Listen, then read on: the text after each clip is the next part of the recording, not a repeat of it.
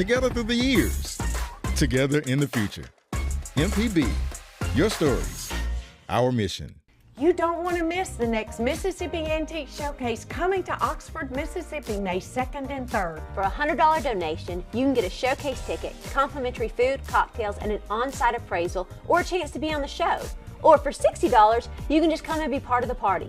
Call 1-844-874-6874, visit mpbonline.org, or scan the QR code on your screen. We can't wait to see you in Oxford for the next Mississippi Antique Showcase.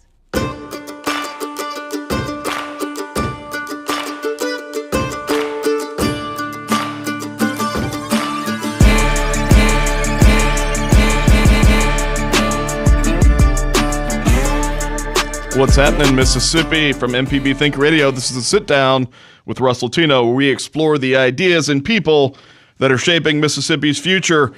Germaine in the booth today. Germaine, how are you doing? I'm doing good today. You got a lot of energy? Yes, I'm ready. I got to tell you, I love listening to you on the radio. Thank you, Russ. You have an extraordinary voice for the radio. No, you and I both. No. Just you. Just you. I tell you this all the time. I give compliments like this. I know it. I know it. Thanks, so Russ. it's always fun. Thanks. You know, I thought today we'd do something a little different. Obviously, we've had some great guests in recent weeks. It was good to sit down with Shower Power last week during Volunteer Week. That was. To hear about that ministry. Obviously, it was very good to sit down with State Senator John Horn after his big victory in the Democratic runoff primary for Jackson mayor, and talk with him a little bit about what was going on during the campaign, how he's thinking about next steps. Yeah. There is, of course, a general election still in that race, and you've got a Republican candidate and an independent candidate who are out working hard. And so my mom was confused. She thought he had won the whole thing, Russ. You know, I get As that. was I a little bit. I get that a little bit too, right? And it's because there's this history of who wins the Democratic primary typically wins the mayor of Jackson. Yeah. But there still is a race to be played there. And there are races in other places where there weren't runoffs, right? So Gulfport's a prime example of that. A huge city, obviously, big economy, down on the coast. And you look at it and you go, okay, well, they didn't have a runoff, but they have a hyper-competitive race where money from outside the state of Mississippi is pouring into. Yeah. And so Billy Hughes, who was there forever, did a great job, decided not to seek re-election. And you've got an attorney, Hugh Keating, who won the Republican nomination against Sonia William Barnes, who's in the legislature for a good while, led the Democratic caucus in the Mississippi House of Representatives, who's running, and has drawn in a lot of outside support. Stacey Abrams, as an example, from Georgia, has come in to help her. And so that's a race that, the Jackson race was interesting because it was, hey, whoever wins the Democratic primary probably is going to be mayor. Yeah. The Gulfport race is interesting because of the general. Okay. So that'll be one to watch. Of course, the truth is, too, a lot of municipalities just reelected the same person who'd been in office, for however long. Right. Which either shows that they're generally pleased or there's a certain inertia to being in office. Right. I say all of that to say, today we're going to do a lanyap type deal. We're going to talk about a lot of headlines from across the state, from across the country. We'll try and put a Mississippi tie-in to those national headlines because there are in each instance. But we also want to hear from you today. I like the lanyap. Well, that's my kinfolk, Germaine. I learned that word, what was it, last year? Oh, really? Yes, and I learned the meaning and all of that on just one a little of the something shows. extra. It just means just a little something extra. But it is a little something. That word is extremely long. No. Yeah. So got a lot of Louisiana folks in my ancestral tree. Yeah, lanyap just literally means, hey, we're going to give you a little something extra. We'll give you some news and then maybe some flair with it, right? Right, that's right. And so I thought, though, that it would be worth starting off where we ended last week as we were talking about Jackson and just talk a little bit about what's going on with the Jackson water crisis. Is not the right way to describe it anymore. No, I mean, it is. Because it's really not a crisis anymore. It's the water deal. It's the water deal, right? Listen, and everyone, if you want to get in on it, 1-877-MPB-RING. That's 1-877-672-7464. So, yeah, I mean, the crisis happened in 2021 and 2022. Right. With a couple different events. Obviously, the big event with the flooding that happened, and you had the pumping stations go down and everything. Water pressure lost, made national news. And the end result of that was that the Biden administration, and particularly DOJ head Merrick Garland at the time, said, hey, we're going to essentially appoint a conservator, for lack of a better way to put it, to come in and kind of oversee what would be a tremendous dump of federal funds to try to get the system operating again. And ultimately, that conservator that was appointed was Ted Hennepin. He had a huge history of working on water systems in other parts of the country. And it was to be monitored by U.S. District Judge Henry Wingate. So Wingate essentially was part of entering a consent decree that took authority over the water system away from the city of Jackson and really put it in his court. And by virtue of putting it in his court, kind of tapped Ted Hennepin on the head and said, now you go do this. Right. So what's been happening is, a lot of people think that Ted Hennepin's done a good job. There's certainly some community backlash against this takeover, and that's been a part of the dynamic or the discussion around Jackson Water.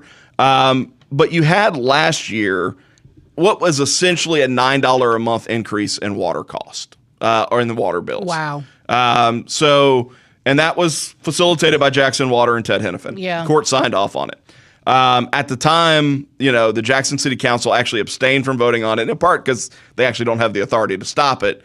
But even then, there was some, hey, why are we raising water bills? Hennepin has proposed another, what will amount to an average of $9 a month in additional water bills. And so you're talking cumulatively about an $18 increase since he's taken over the system. And the board, or the city council rather, voted 6-0 against that increase. Yeah. And so Henry Wingate has called for essentially another town hall to be hosted by the court, right? To hear from Jackson residents on their appreciation of what Jackson Water is doing, their concerns about the potential for increases in bills. But he has also said point blank, hey, I think there are a bunch of misnomers out there about how much money Jackson Water actually has, because there's a lot going around that Jackson Water is still sitting on hundreds of millions of dollars.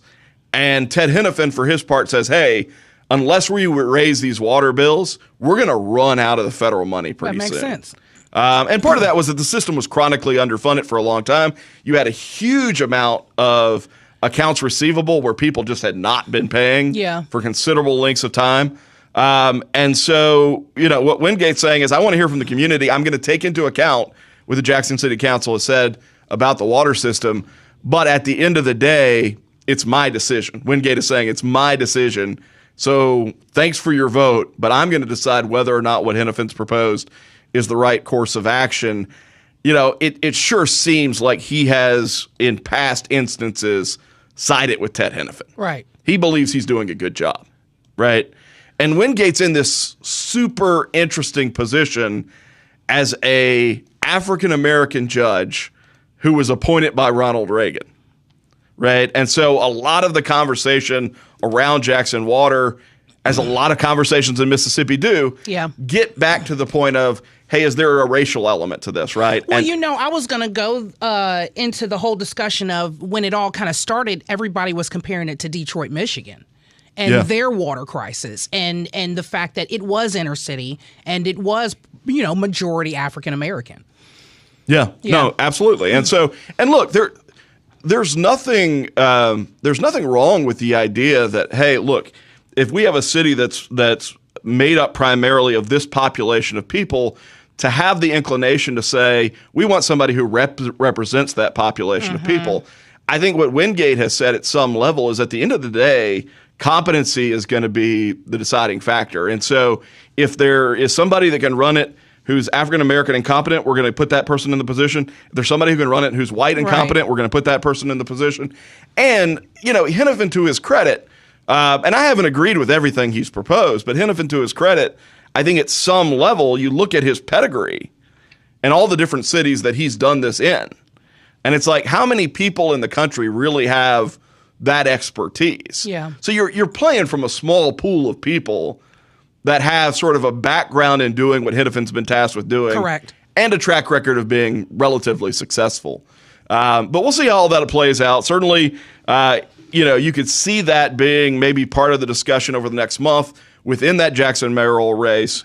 I'd say this too, that obviously on a larger scale, a lot of attention gets applied to Jackson for lots of reasons, some of them legitimate, some of them not, some of them because it's the capital city and it's still the largest city in Mississippi, and some for reasons that probably aren't fair.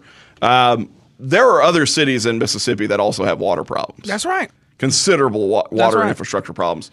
Holly Springs is a great example. And it's decades-old infrastructure. Sure. Yeah. And candidly, I mean, one of the things that Hennepin said when he came in was it's not even that it's old, because there are parts of it that are old, and there are parts that really aren't that old comparatively to other cities that have functioning water systems. He said basically a lot of it is the original installation. Yeah. Right? So it's not so much the age of the system, that whenever some of the original installation occurred because of some of our unique geographical problems, Yazoo Clay, et cetera, that the engineering wasn't done correctly, and it's created a bunch of problems. Irrespective, people want clean drinking water. That's right. And so all of these issues are at play in Jackson. But I would just say also, again, other cities, Holly Springs comes to mind, fairly high up that list. Shifting gears a little bit, and I know you and I talked about this, Germaine. Former Governor Phil Bryant has been appointed to a FEMA review committee. We need to get into that after the break. Yeah, we do. Definitely. Part of a big group of folks that were appointed to this committee. I think a big part of that is that President Trump really has believed that FEMA dropped the ball in some recent disasters. Okay. And, North Carolina's probably front of mind with Hurricane Helene, where he felt like just not enough was done for those communities that were impacted. You've seen a lot of rhetoric around, hey, we were spending all this money in Ukraine. Why couldn't we have been spending more money in North Carolina for some of the folks that are domestic that are our folks? Right. But I think there's this sort of prevailing sense that he thinks FEMA hasn't been managed correctly. He wants to put some people over sort of reviewing how do they do their business, what can they do better, and former Governor Phil Bryant was appointed that. We can talk about that a little bit more after break. Let's do it. And then, whatever else comes up, because this is the Lanyap Show. That long word. It's not that long. I'll try and spell it when we come back from break. Lanyapy. That's what it's spelled like. Yeah. You're listening to Sit Down with Russ Latino. Germaine in the booth today. We're going to take your phone calls, and we will be right back. That's right. 1-877-MPB-RING. That's 1-877-672-7464.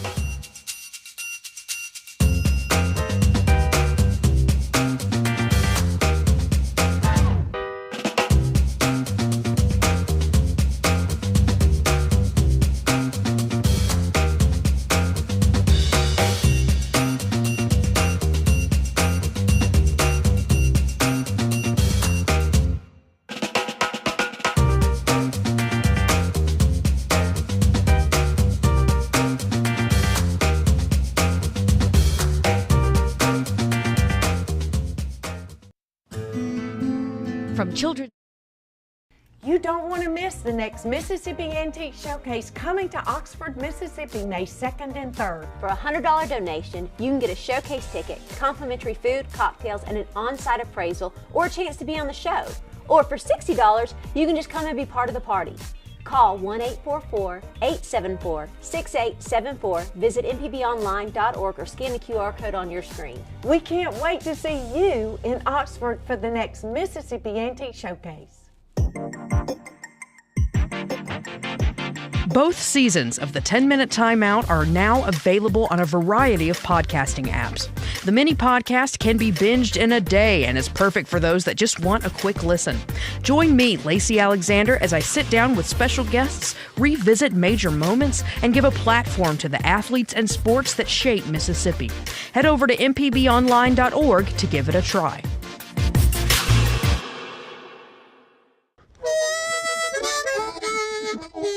Hi, ladies and gentlemen. My name is Bobby Rush. As a blues man, I love Mississippi Public Broadcasting. If you support Mississippi music and their local programming, donate now, right now, and become a member today, not tomorrow. Thank you, thank you, thank you. Doesn't matter how big or small, but we prefer big. Thank you very much.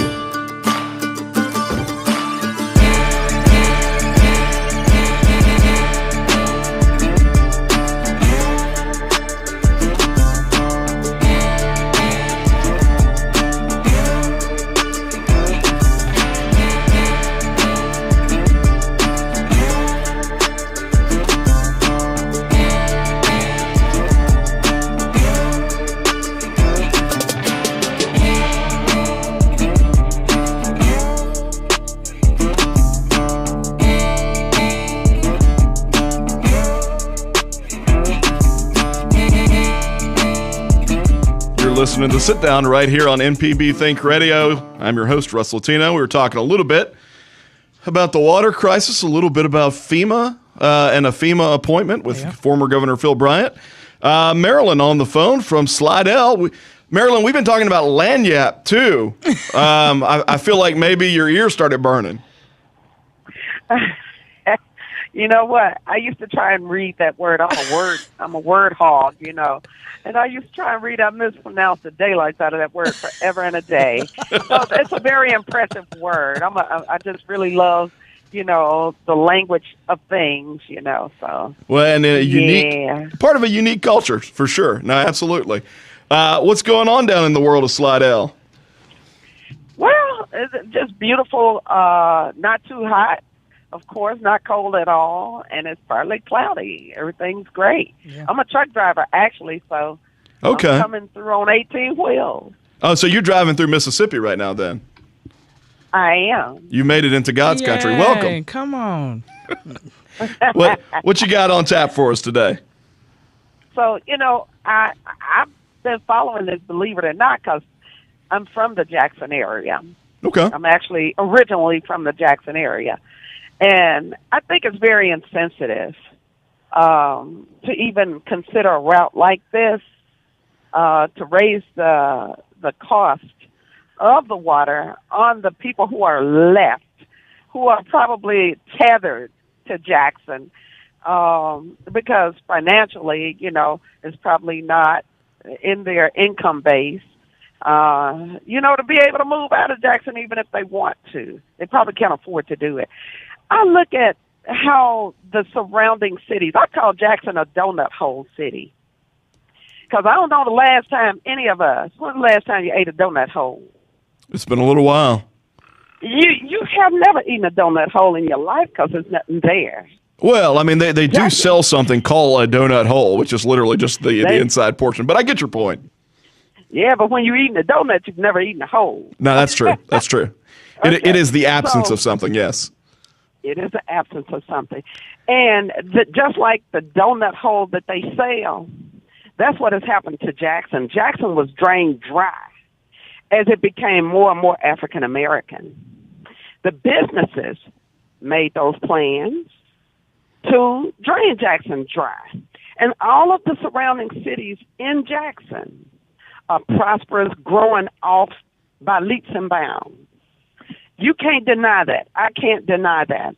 And for us to be a quote-unquote Christian nation, to see our neighbor, a city that we prospered from, not Bolton, but Pearl, Richland, Madison, Clinton, they're the ones that got the position that they're in right now financially from the city of Jackson. Those businesses fled out into those areas and left Jackson bone dry. So Marilyn, I appreciate your call, and I think that's a sentiment that probably a lot of folks have.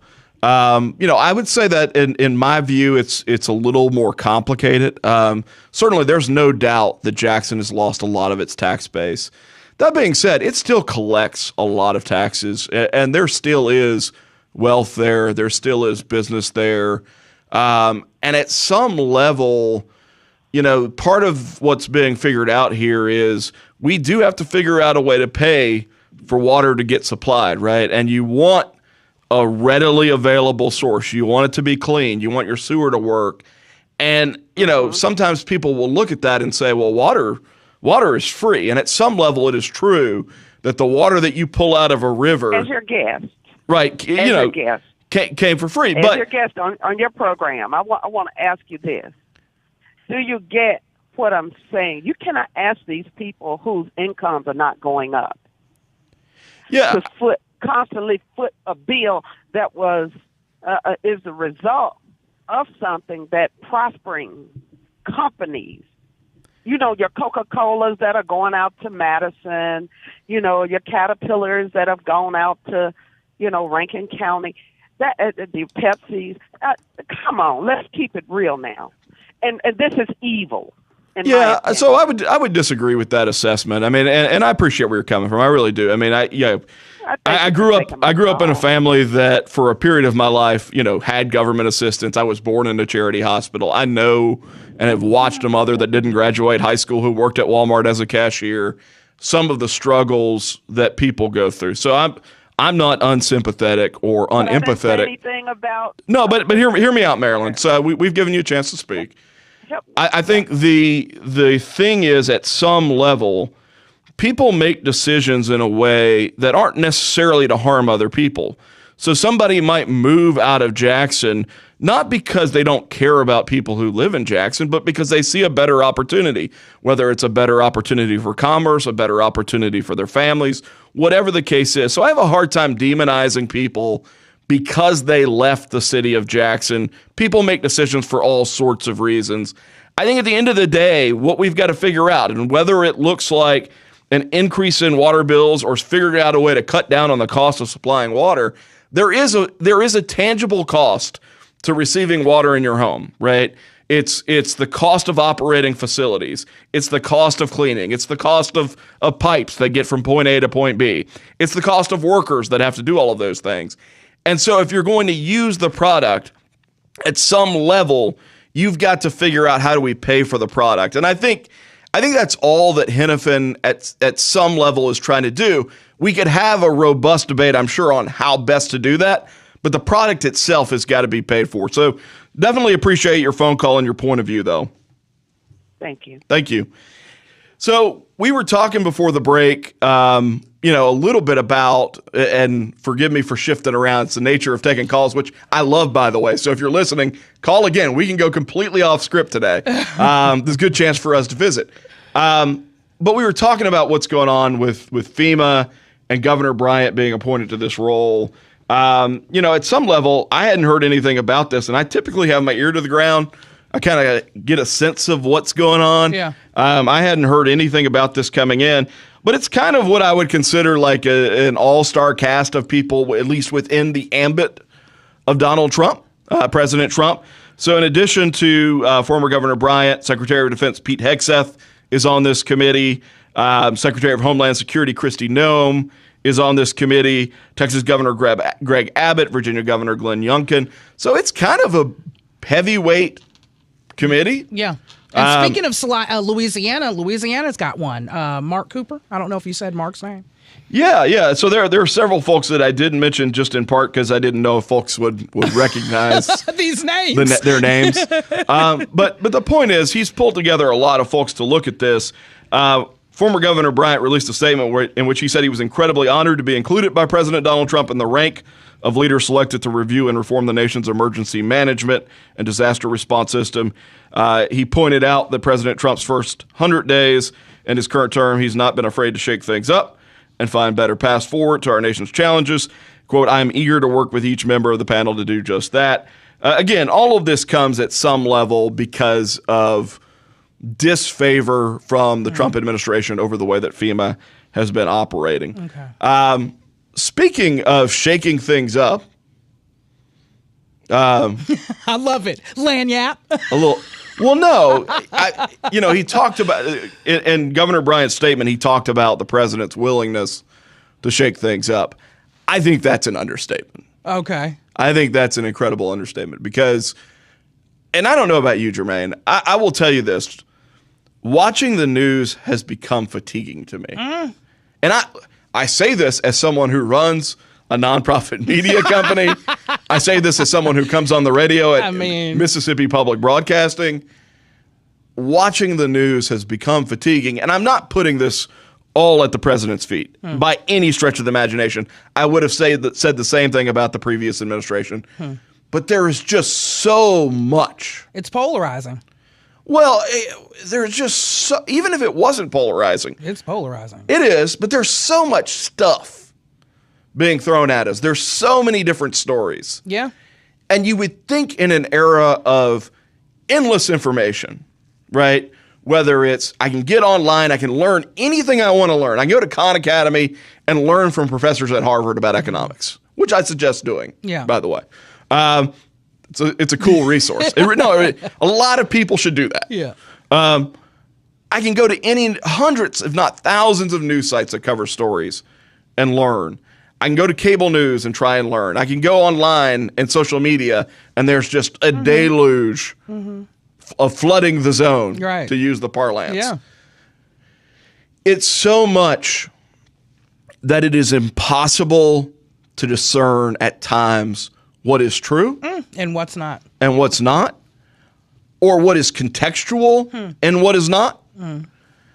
And by the same token, to your point about polarization, because of that, or at least partially because of that, we have gotten to this point as a society where it's like there is such a thing as right-wing truth and left-wing truth. Not just truth as an objective concept, a priori knowledge, as but literally people will say, I believe this because it came from such and such. Correct. With no regard for whether or not it's sourced. I know. And so you look at that and you go like, how are people supposed to make decisions about what is going on or understand what is going on to assess whether or not good decisions are being made on their behalf? And man, it is, I hate to sound beleaguered, but it's troubling. The pool of discernment is muddy. It's extremely muddy. It's really muddy to the point where I attach it to money monetization, the push of all of that information all at once at us. I feel has ties into money and monetization and you know. And you may be right. I mean, the trend, and can I break through that noise with another Trump story? Can I break through that noise with another political story? You know. We went to Texas where my wife's folks live for Easter, and I'll be honest, I had not watched cable news in a decade. By the way, if you watch cable news and you're stressed out, just stop. That's what I do. You'll be much happier. You but just turn it off. I had not watched cable news in a decade, and I watched two channels. Yeah.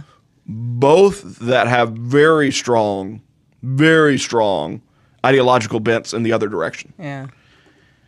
And I'm watching it, I was like, no wonder people believe this. And then I flip to the other one. I go, well, no wonder people believe this. I prefer to read versus watch and listen to news. 1,000,000%. Right. 1,000,000%. And look, I also think, not to toot our own horn, there is a place for long form radio content that makes it harder to BS folks. Right? I'm not saying it can't be done. But it makes it harder. You at least have authentic conversations, right? Yeah. And so I think there's a place for some of that too. But I just, I get why people feel overwhelmed. Yeah, it's a thing. And I get why people maybe don't always feel like they're operating with the best information. Mamie in Chickasaw County, how are you? Let me get to her. Oh, she not on? There she goes. Hey, Mamie. Hey, Mamie, you're on. Thank you very much, and good morning to both of you. Good morning. I would like to ask, I don't know the gentleman's name, but the anchor there. Russ, you can just call me Russ. Okay, Russ, you mentioned that the committee of FEMA that Trump had picked was heavyweight. What do you mean by heavyweight? I'm not making a comment about their girth. I think that they are people who have credentials, like serious credentials, right? And so whether or not you think those people are qualified or that they're the right people in those roles, the Secretary of Defense is a big role, right? The Secretary of Homeland Security is a big role. Having 3 governors on the committee, those are people who got elected statewide in their states, and those are big roles. And so when I say heavyweight, there's no value judgment there other than to say that the roles that these people are in are roles that typically are prominent roles. Okay, thank you. Yeah, thank you. That was simple. Let's go to a break. You want to hit a break? Yeah, we can hit a break. But I guess the short version is, if I refer to someone as heavyweight, I am in fact not making a comment on their weight. That's correct. More on their credentials. In case anyone was curious, pot meets kettle, not going to do it. No, don't you do that. You're listening to the Sit Down with Russ Latino. We will be back right after the break.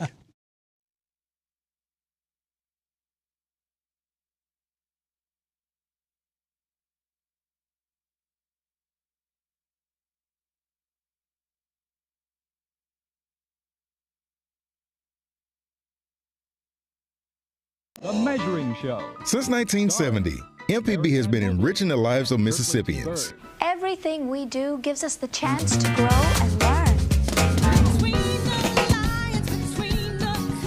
With your support, we are always there whenever and wherever you need us. Together through the years, together in the future. Please consider making a donation at mpbfoundation.org. MPB, your stories, our mission.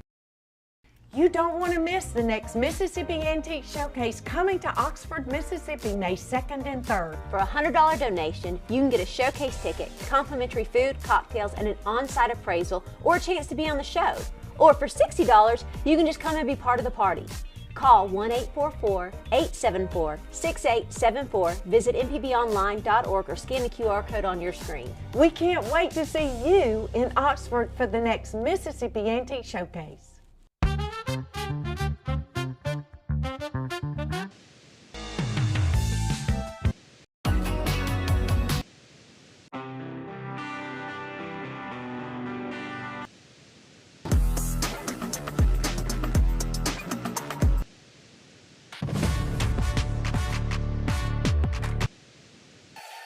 Together through the years, together in the future. MPB, your stories, our mission.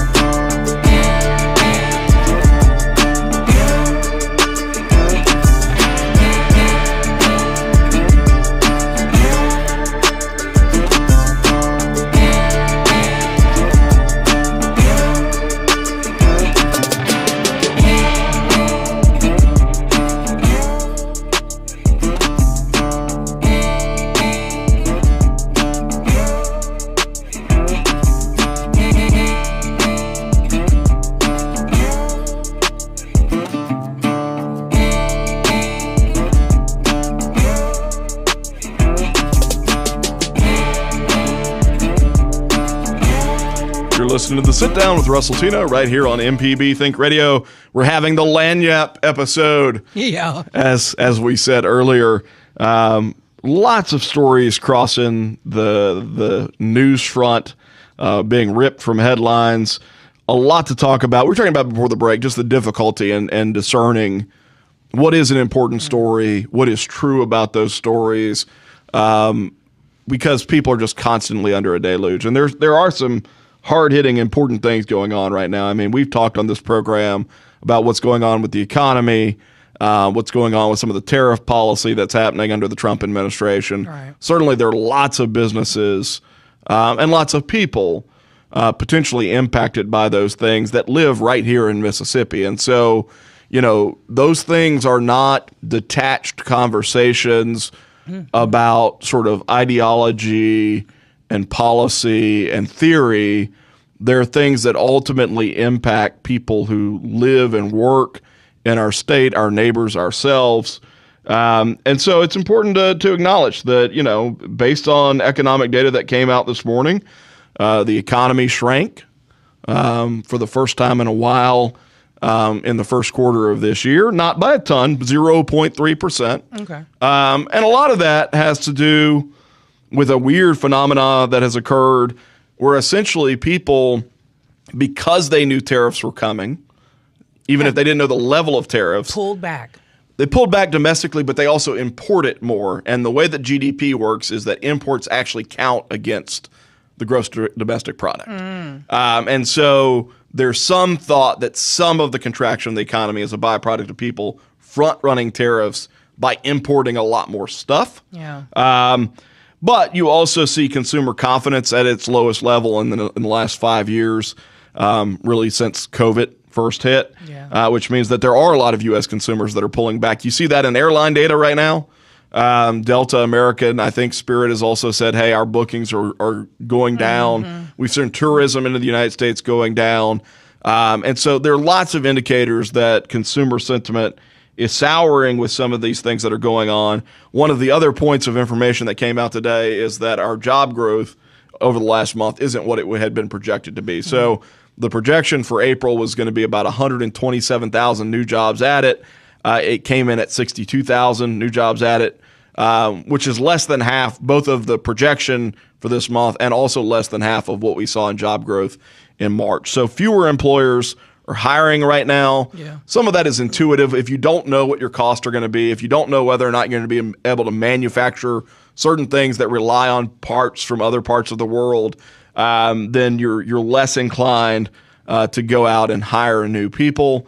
And then in part it becomes a cyclical thing where if people feel like, hey, things are about to get bad, they stop spending money and it becomes self-fulfilling. Yeah. Right. And so that's kind of what the administration is working against with some of the stuff. There's also a lot of unintended consequences, right? So like if you think about container ships coming from other parts of the world, we've got a huge port in Gulfport. We talked about the Gulfport mayor's race earlier.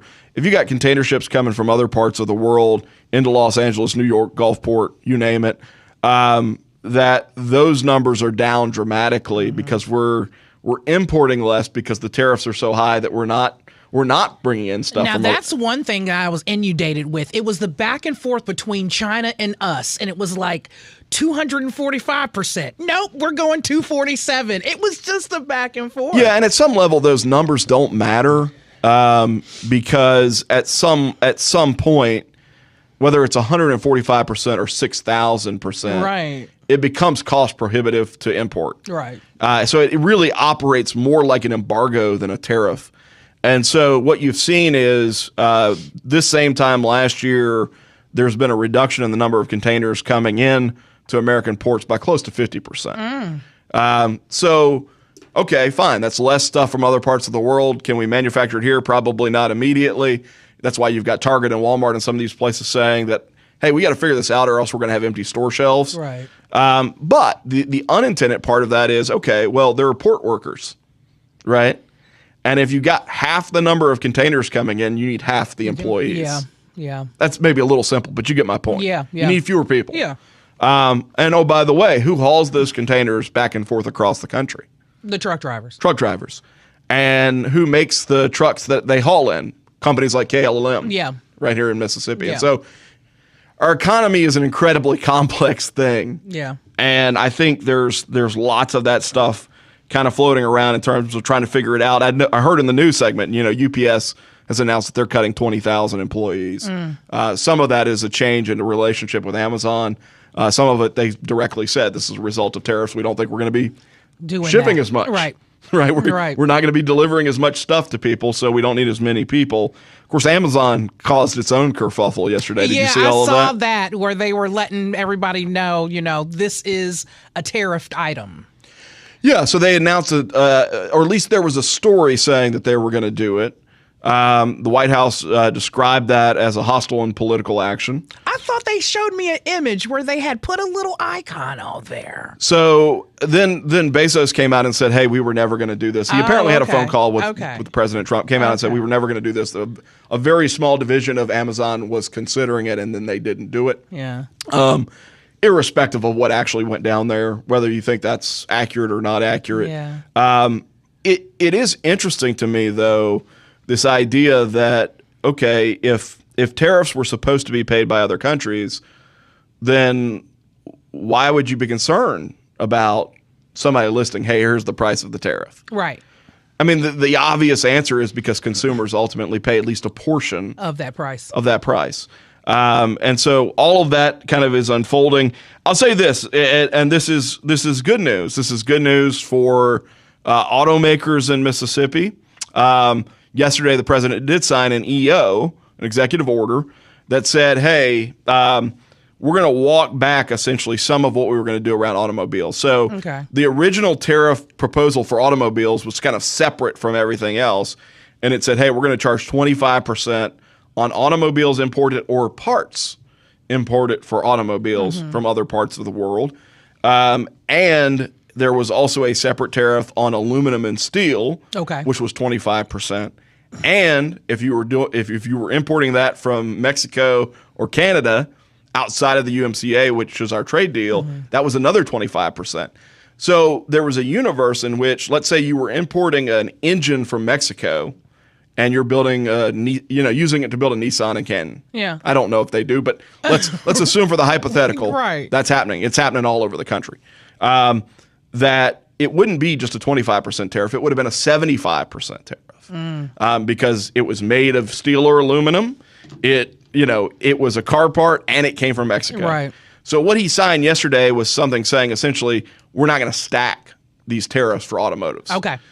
So it'll be 25%.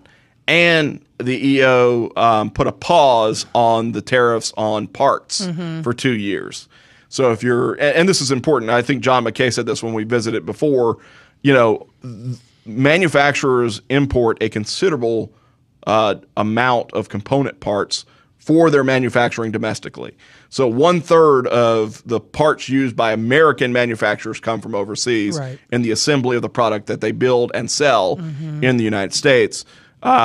So, I mean, this is good news if you're an automotive company like Nissan or Toyota or supplier of one of those companies. Yeah. And then the other part of this is there's conversation unfolding right now about the first actual deal between countries, with potentially a deal with India being announced soon. Okay. So lots of sort of mixed messages and stories unfolding about, like, what is the trajectory of the economy going to be? Are we going to figure out a way to make a bunch of deals and move forward? Are these things here to stay? What does that mean for workers? What does it mean for the U.S. economy? Yeah.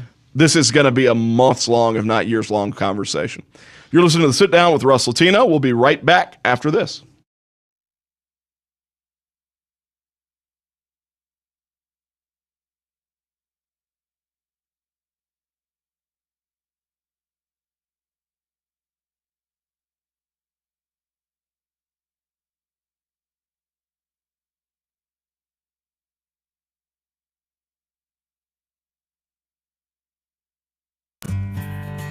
At the Mississippi Arts and Entertainment Experience in Meridian, we believe in the power of the arts, storytelling, and education, just like Mississippi Public Broadcasting. MPB connects communities across the state with quality programs that inform, inspire, and engage. Their audience is loyal and appreciative of businesses that support public broadcasting, which makes underwriting on MPB a smart investment. Join us in supporting MPB. Learn more at mpbfoundation.org. Hello, I'm Desiree Frazier, host of the award-winning news program, Mississippi Edition. We bring you conversations about the latest news from across the Magnolia State. Whether it's politics, healthcare, or education, you'll hear in-depth discussions on issues that matter to you. So join us each weekday morning at 8:30 on MPB Think Radio, or download the podcast, listen through the app, and online. You don't want to miss the next Mississippi Antique Showcase coming to Oxford, Mississippi, May 2nd and 3rd. For a $100 donation, you can get a showcase ticket, complimentary food, cocktails, and an on-site appraisal, or a chance to be on the show. Or for $60, you can just come and be part of the party. Call 1-844-874-6874, visit mpbonline.org, or scan the QR code on your screen. We can't wait to see you in Oxford for the next Mississippi Antique Showcase.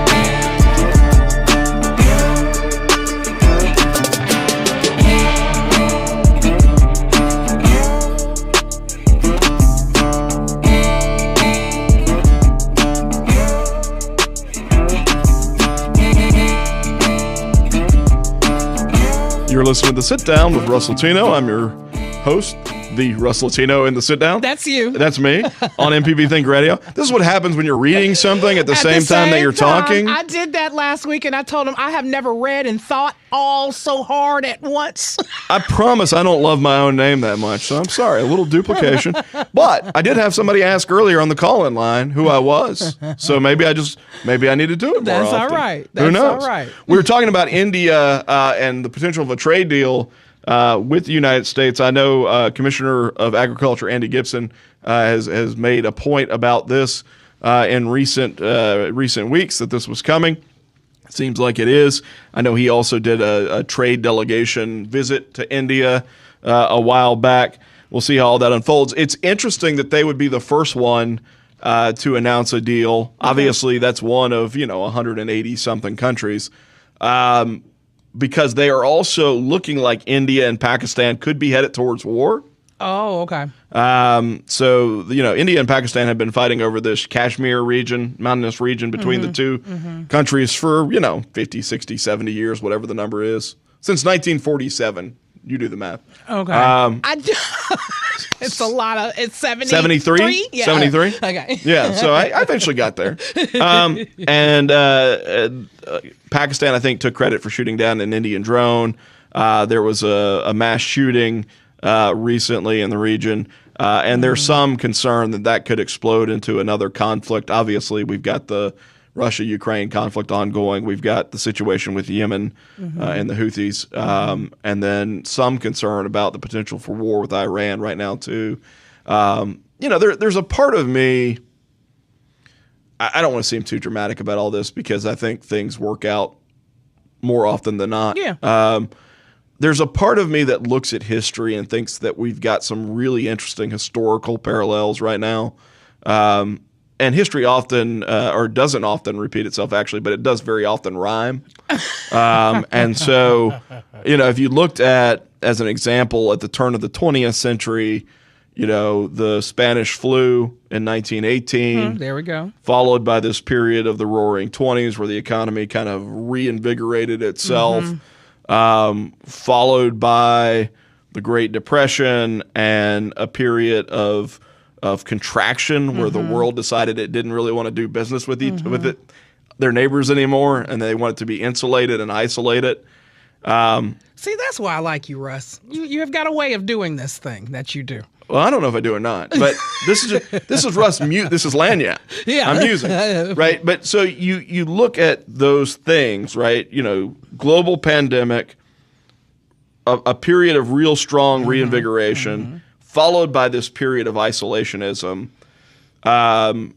which, by the way, included the largest tariffs the country had implemented since these tariffs. Right. Right. So these are as high as what we saw back during Smoot-Hawley, which, most major economists, left, center, and right, believe Smoot-Hawley deepened the Great Depression for a long period of time. So you have all of those things.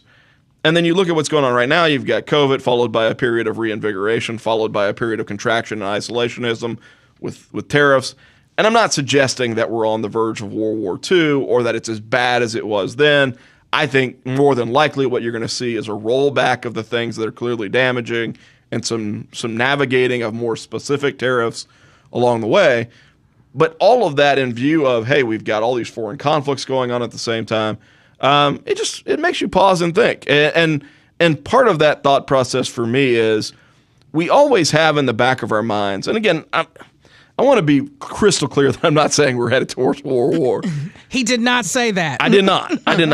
But I think we always have in the back of our minds when we look at things like really bad periods in history that we have somehow evolved past that. That we've made such progress that sort of depravity is not possible again. Correct. And maybe it's the Calvinist in me, which there's a strong current of Calvinism in me. Okay. I don't think humanity has evolved past the potential for bad things. Evolved past, yes, but I think humanity recreates the way the bad things look. I think it evolves. I think it morphs. Sure, because technology changes relation. Yeah, sure, that's true. Yeah, it morphs. I think I guess my point is we can't assume that we will always move forward. Right? There is the potential to move backwards. Oh, all the time. And I'm not saying that as an indictment on Republicans or Democrats or one administration or the other. I think people should just be aware that this thing that we've got, this prosperity that we've got, this freedom that we've got, as Mississippians, as Americans, is fragile. Mm-hmm. And it requires upkeep. And it requires a different kind of engagement where we talked about earlier, hey, it's getting hard to know what is true and what is not true. Yeah. That means it's that much more important to try and figure out what is true. That's correct. Right? It's that much more important to act with integrity. Mm-hmm. It's that much more important at times to say, you know what, everybody in my quote-unquote tribe is going this direction, but I don't think that's right. Correct. And being willing to make those stands, because at the end of the day, a lot of stuff that's happened in history that's been bad has been a byproduct of people saying, hey, this won't be that bad, and it's easier to just go along with the flow. Yeah. And so I don't know where I'm going with this other than I'm proselytizing a little bit about human nature. It's good. And I think that we need to be watchmen on the wall, that we need to be paying attention to what is going on in the country. So I appreciate this listening audience giving me a chance to chat with you today. You've been listening to the Sit Down with Russ Latino. We'll be back with a guest next week. This program is brought to you by generous contributions from listeners just like you right here on MPB Think Radio. Today's show was produced by the incomparable Germaine Flood, with live stream by Abram Naney. For my special guest, there wasn't one. Again, I'm reading. This is Russ Latino. Stay tuned for Southern Remedy at 11 a.m. And join us here next week for another episode of The Sit Down, only on MPB Think Radio.